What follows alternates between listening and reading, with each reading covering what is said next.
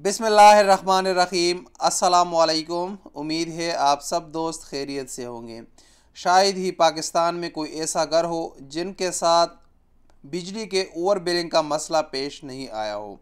हम सब बखूबी वापडा की नाकामियों और गफलत और करप्शन से वाकिफ़ हैं, लेकिन अगर यहाँ सऊदी अरब की बात की जाए तो यहाँ पर सिस्टम एक बहुत मुनज़्ज़म सिस्टम था और बिजली भी पहले काफ़ी सस्ती थी। अब कुछ टाइम हो गया है कि बिजली के नरखों रेट्स में काफ़ी ज़्यादा इजाफा हुआ है। इसके साथ साथ अब यहाँ पर भी ओवर बिलिंग का मसला काफ़ी ज़्यादा पेश आ रहा है।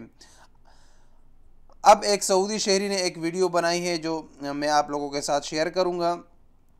उसने बताया है कि उसके घर के 4 मीटर हैं, जिसमें सिर्फ 1 मीटर कनेक्टेड है जो लोड फराहम कर रहा है। इसमें 3 मीटर डिसकनेक्ट है, अभी तक उनका केबल भी नहीं लगा हुआ। घर भी अंडर कंस्ट्रक्शन है, लेकिन उसके बावजूद भी उस पर बिल आता है। तो ये शहर का कारबार जो सऊदी इलेक्ट्रिसिटी कंपनी है उनकी नाकामियों का नतीजा है।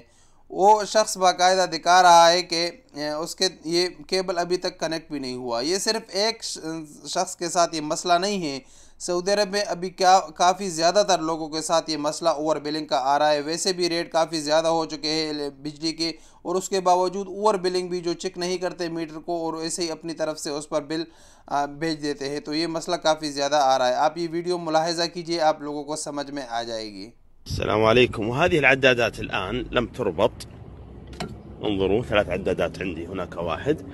القراءة فيه أصفار مثل ما ترون، أصفار مثل ما ترون. نروح للثالث.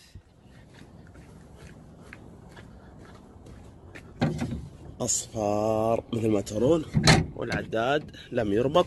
وكل عداد من هذه العدادات عليه 3500 ريال، وقراءة تفوق 14,000. وين جت الأرقام؟ وين جت الأرقام هذه معه يا المتحدث الرسمي باسم شركة الكهرباء؟ حديث الناس والمجالس وحديث جميع وسائل التواصل الاجتماعي هاليومين كله عن شركة الكهرباء.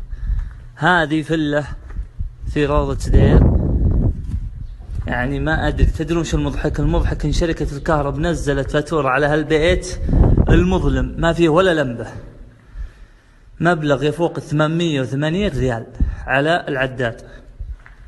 عارفين إنهم مخطئين، لكن إلى متى ومن المتسبب ومن المسؤول؟